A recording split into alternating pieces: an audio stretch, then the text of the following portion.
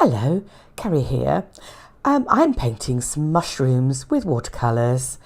At the moment, I'm just going over my pencil marks with Inktense pencils. Now this is called Dark Bark or something like that.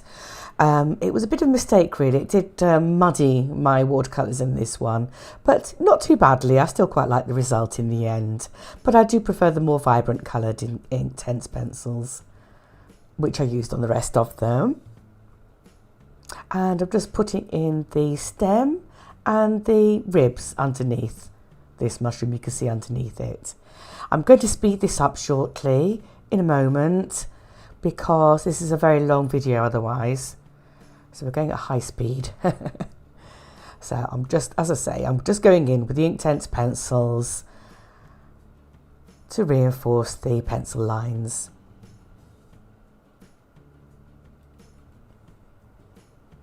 And now I'm using a purple pencil. I don't think that's Inktense, I think that's just a watercolour pencil. My purple one wasn't sharp enough. I quite like them sharp for this.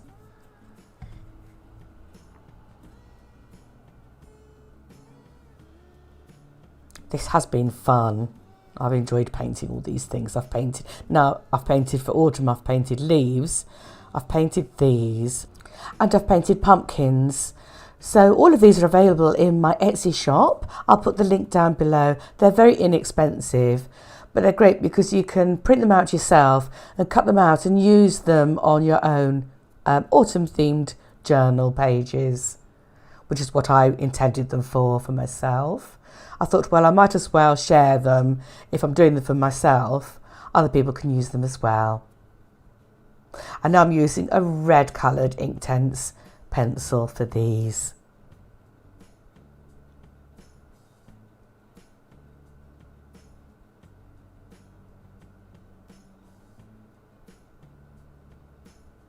There.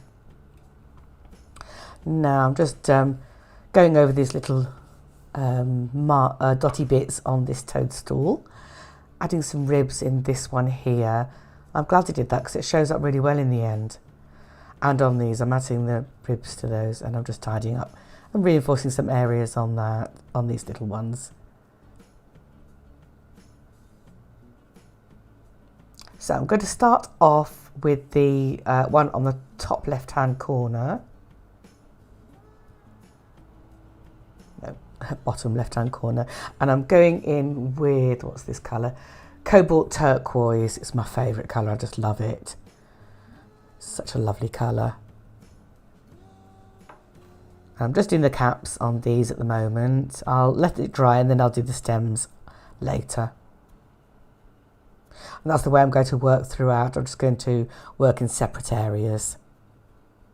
And I'm using the wet in wet method as usual, where I just wet the area, then add drops of paint in and let the paint flow and do its own thing. I'm just doing the edges of the cap on this one in Opera Rose. I might have mixed a little bit of permanent mauve in as well, but it is mostly Opera Rose. And that's fairly faint, but I will be going in at the very end and adding some darker areas. As watercolour dries, it does get paler. So that's always something to take into account when you're painting with it. Now I'm just doing this lovely toadstool and I'm using Winsor Red. It's a lovely deep red. It's very strong. And I'm carefully going round the little white areas. I could have masked them out with masking fluid or wax, but I just thought I'd just do it this way. That's looking lovely. I'm pleased with that. Got to do the little one next. I'm going to do the one on top. Oh, I love this one. I'm going to do orange on the cap for this one. So that is a mixture of Winsor Red and a roll-in yellow. Makes a lovely vibrant orange. And I'm going to do the cap down at the bottom. And that's got, that is Winsor Red, but I've got a little bit of Opera Rose in it as well. And now I'm going to do purple in this one. So that is a mixture of permanent mauve and cobalt blue. I like that colour. I don't want them to be realistic, I want them to be slightly fanciful, although the shapes are based on real mushrooms. I'm going to finish off this. Am I going to finish off that little one there? I do believe I am. There we go.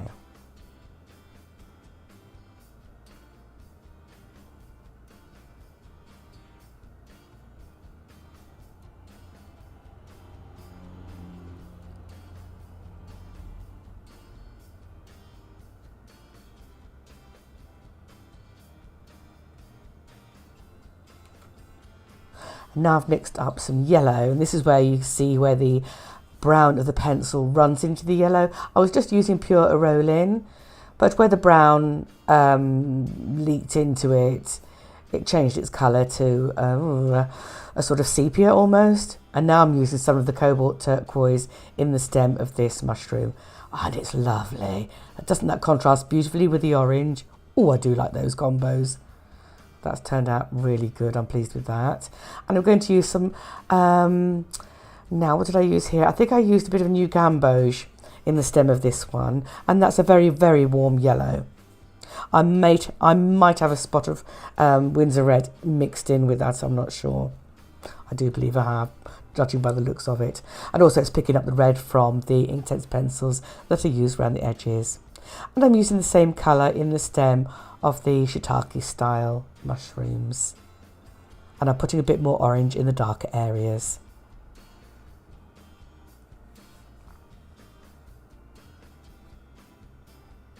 I'm going to leave the one on the front, let the others dry first, and then I'm going to go in and, I'm sorry that's gone a bit off screen, I'm working on the little ones, and I'm putting in a very light opera rose mixed with permanent mauve mix underneath the caps and along the stems of this one. You'll see them better in a minute when I bring them further up.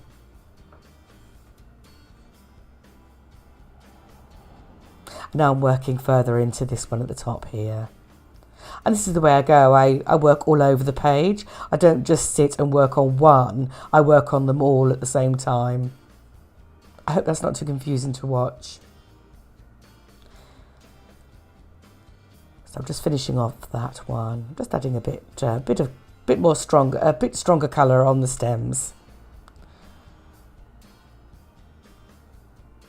And I'm doing a lighter colour on this front mushroom here, just so it stands out against the one behind.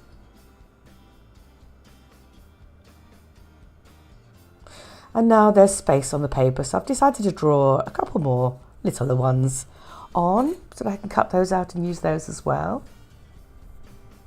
Might as well use up the paper. It doesn't come cheap, does it, watercolour paper? Or the paper I'm using is very inexpensive SAA, which is the Society for All Artists.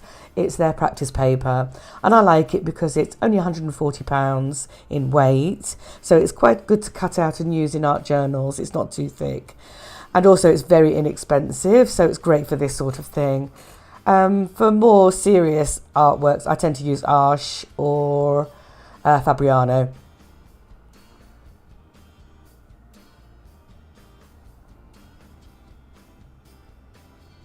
You can't see very well because I'm trying to be very light with the pencil marks, but I'll go in with Inktense pencils shortly and you'll see them much better.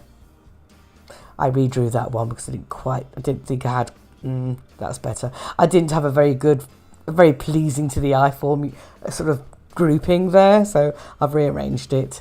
Groups of 3 look quite good. Mind you, I've got quite a few groups of 2, so they work out all right as well.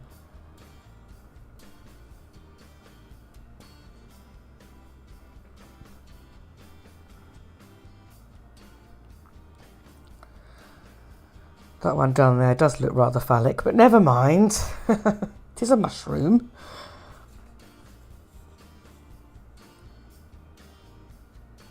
That's me going in with a red Inktense pencil.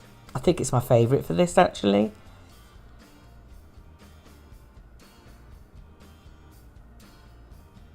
I did consider going very psychedelic, but decided to be a little less wild. I'm just rubbing out some of the pencil mark now, so just the Inktense remains. Just a little grouping here of these little pointed capped ones.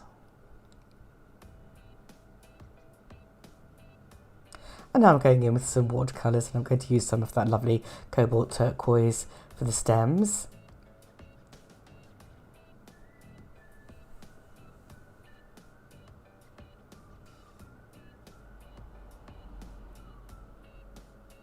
And pure Opera Rose for the caps.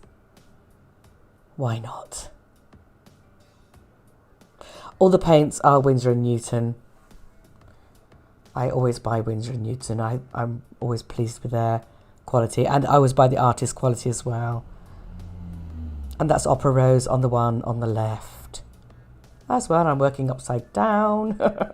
Like you do. It's the good thing about using a board, you can move it around. And I'm reinforcing the stems on these little ones. You will get a proper look at those later.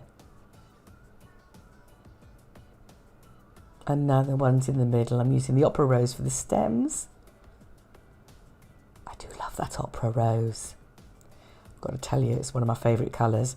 But I must warn you, it isn't light fast. So unfortunately, the fluorescence part of it fades. So you cannot rely on it if you're doing a commercial painting to sell. But it's fine in art journals because art journals aren't really exposed to sunlight for too long. For the stem, I'm doing an orangey colour. I can't quite see what the mix is from here. I think it is New Gamboge with a little bit of Winsor Red in. Those two colours work very nice to make a beautiful orange, in my opinion. You don't need an awful lot of the Winsor Red. It's very strong. It's a very, very strong colour, very intense. Over the years, I've picked out my favourite colours to use in this palette. And the colours I choose are vibrant and interesting and stand up quite well. If you look at a painting from a distance, my aim is that the colours are viewable from the distance as they are close up. And I'm using the permanent mauve with a little bit of cobalt blue for the caps of these mushrooms.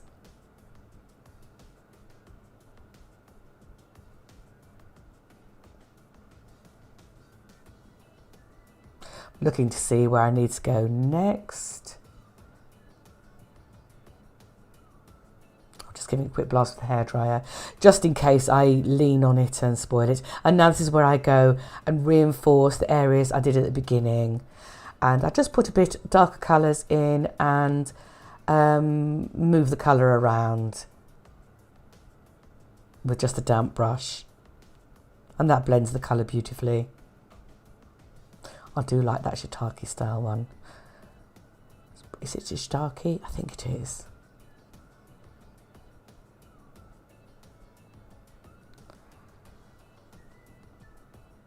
You still can't see the little ones down there. Sorry about that. I wanted the filming to be close enough for you to see what I'm doing, because mushrooms are kind of small, aren't they? But then the sheet of paper is quite large. I think it's 1/4 imperial size, which is... I think it's 15 by 11 inches. Don't quote me on that. I might be wrong, but I think it is. I said I've done the underneath of the cap of that one, and I'm just going in, reinforcing and doing a little bit of lifting off of colour as well. And I'm doing some more on the stems of these with the cobalt blue. Cobalt turquoise, sorry.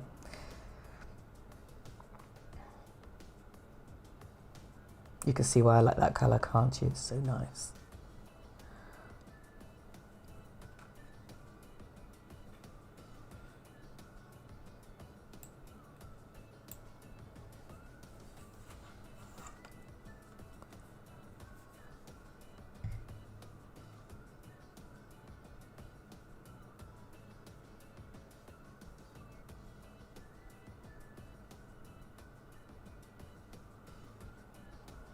What I decided to do is do a little bit of lifting off on these actually. So I've got some tissue And what I'm doing is I'm just lifting from either side of the stem. So there's still some colour remaining, but it's much fainter.